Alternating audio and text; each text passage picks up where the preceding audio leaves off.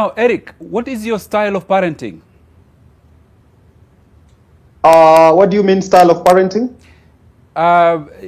What kind of a father are you, for example, to your children? What are your principles? Mentor them to be, responsible human beings. Provide for them. Teach them to be strong boys. Teach them to be strong people. Teach them to be innovative and creative. Start teaching them early to be independent. To wash their clothes, to spread their bed when they wake up in the morning, to prepare their lunch, to manicure the home. When they wake up in the morning, they have to go out and slash. And if it is in the village, they have to go to the farm in the morning. They have to learn. And when they get to 12 years, they build their own house. So for me, I'm building a generation of independent boys who can depend on themselves, not on their parents as they grow older. That is my style. But as long as I'm providing for them, I'm teaching them, I'm mentoring them to be good people, I'm fine with that. And in terms of them relating with the opposite sex, what are you teaching them? I'm teaching them that they are boys. They have to, of course, learn that as boys, they have been given the responsibility to protect the girls. That's what I teach them. Their responsibility is to take care of the girls, to make sure that the girl is not hurt, the girl does not cry, and that the girl becomes stronger. That's all I teach them. I don't tell them to start touching them and kissing them and crying in front of them. I don't teach them that. Okay. In fact, I tell them don't cry in front of girls. You really have something against kissing?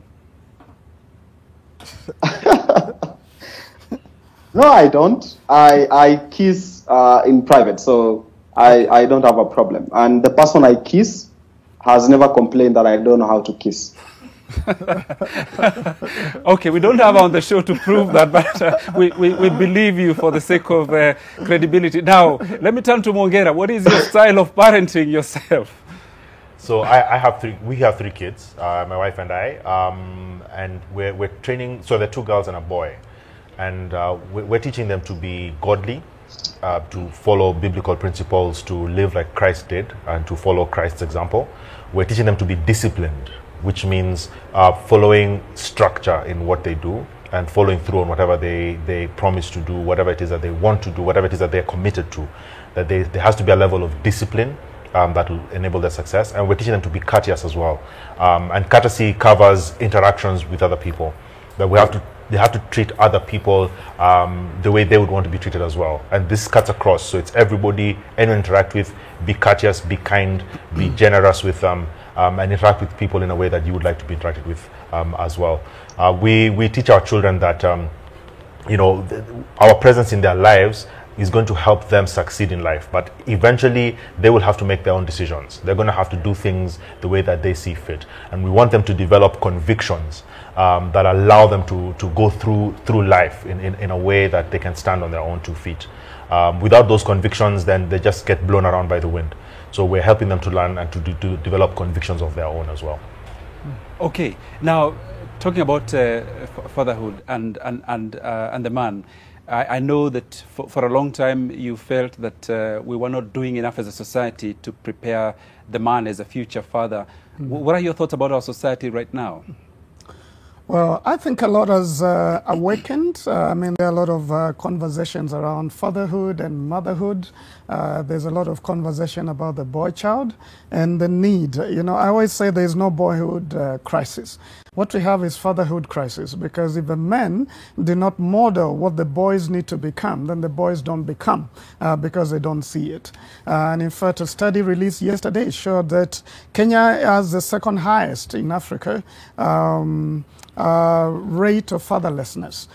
Just a lot of homes without fathers. Either they, of course, died, or they just quit, or they just left and abandoned the lady raising their children alone. I think a lot is beginning beginning to come to the consciousness of a man. And I think the programs that are being done and some of what we are doing are really helping. And talking about the styles of parenting, I think we have, I would divide it into three categories. There are those that are actively engaged, which is the right one.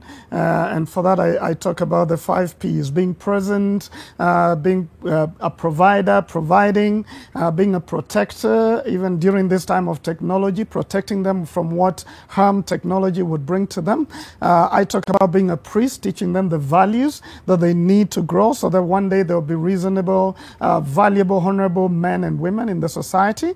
Then I talk about being a prophet, calling out the best out of your children, affirming them, cheering them on, warning them of a future and what could be different.